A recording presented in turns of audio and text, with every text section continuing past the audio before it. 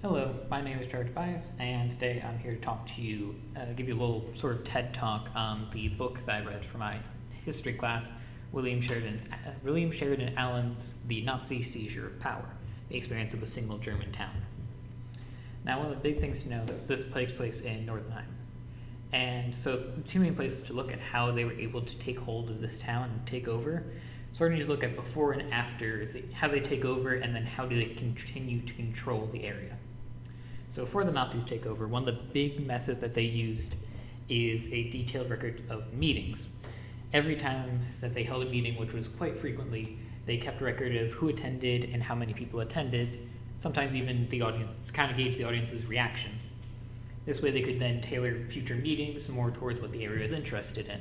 Where they were interested in the economic part, where they were interested in nationalism, where they were interested in which section, and so then they could gather the greatest number of people joining their cause.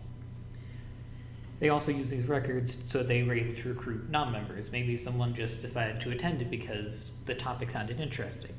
They were then able to go out there and talk to the person more, try and convince them to join or to get more dues, that type of a thing. A quote from the Allen book was, quote, "He drew an enormous crowd, including many middle-class people that were interested in the Nazi economic program. This was one of their most effective meetings." So they could tell exactly what social class are they, what are they interested in, how effective was it. Another thing that they did was they were very personable. They tried to be very friendly with the locals. Another quote from Allen is that the rest of 1931 was filled by the Nazis with fairly ordinary events: a play, an annual ceremony, a welfare concert, and a Christmas party. They constantly held these parties, these concerts. They created a soup kitchen during the Depression, and then they even funded and founded different youth programs. Yes, they had their youth, but also sports programs and stuff. With this, they seem like a very down-to-earth, very kind people. I mean, how many political parties do you know of that created soup kitchens, founded sports groups, and just tried to be really a part of the community? Everybody kind of loved them during this early part. Another big thing, one of the Nazis' most heavily used things, is propaganda. They constantly used different types of propaganda. They would put up posters and leaflets and all sorts of things. They even went so far as to use movies and radio to further their point, and they would then tailor these to a specific area, much like they did the meetings. So, for example, if they were trying to gather workers, this picture, as you can see on screen, it shows of a strong worker who's all for Hitler. It shows, it's supposed to connect with those people in the working class, so they put this up in an area or in a town that has a predominantly working class section. And propaganda was not only used during this early part, they also used it post-Nazi takeover to further their point. That's all before they take over. Eventually, they do end up gathering enough of a foothold that they're able to start making major changes in Northenheim. And so one of the first things that continues their sort of control is this lack of early opposition. The Nazis suddenly gain power. There's chancellor, and there's a whole bunch of, they gain a lot more seats in local government. And a lot of people were almost kind of caught off guard. The Nazis were always prevalent, but they were never enough of a serious force. And some people just simply thought the Nazis couldn't do these things and that someone higher up, the army or something, would stop them. By the time that people finally realized that they needed to oppose the Nazis themselves, it was too late. The Nazis already had so much total control of the area. Another major thing is atomization of society. In the atomization of society, they tried to control people's lives.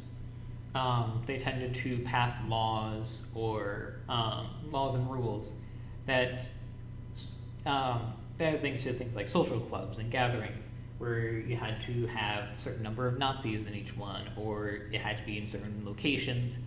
And while none of these rules ever forced people to stop attending these clubs, like this chess club that they had, all these different rules and restrictions tended to have people just quit the clubs.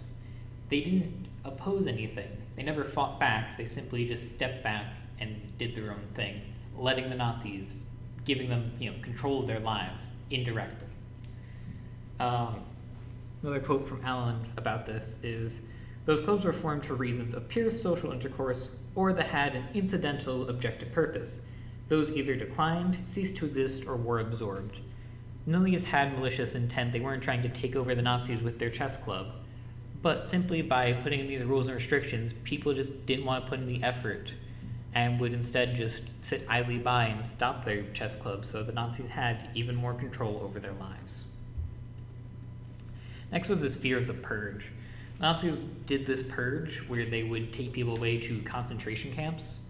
Not always lethal, but always a fear of these people being just kind of taken away for sometimes meaningless reasons, like they didn't salute Hitler one time, they get shipped off. And so they always had this sort of fear that you could be next if you didn't follow every single rule. If you weren't a very, all pro-Nazi, you could be taken away without, your knowing.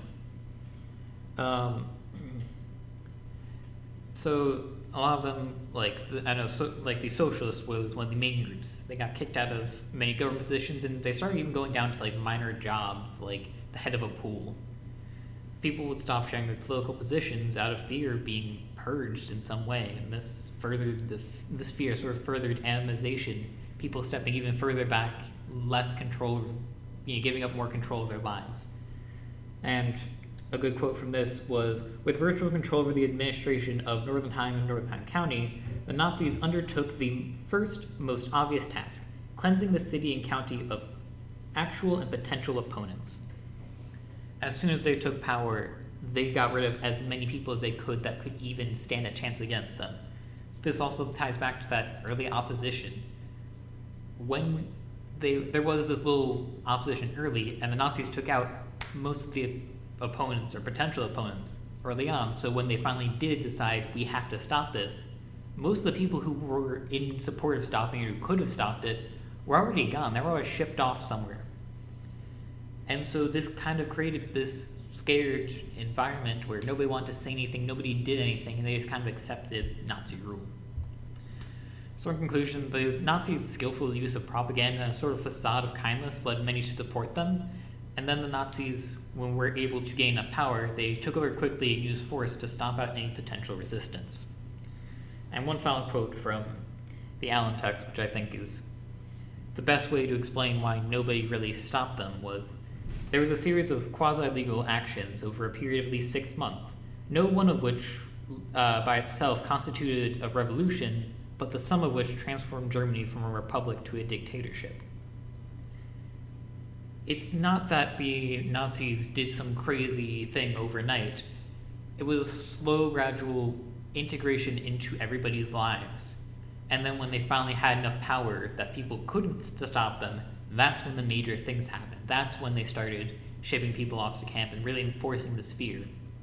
Early on, it was just a very slow get into everybody's mind, have them speaking about you, then gain enough power, and then do what you really want to do, stomp out potential resistance, gain total control, and become a dictatorship.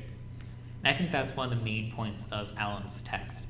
And it's really exemplified by having that single town look, is that you can really see how they got integrated into a town and then how they were able to work from the ground up to take over so completely, so quickly. Thank you all for listening and watching, and bye-bye.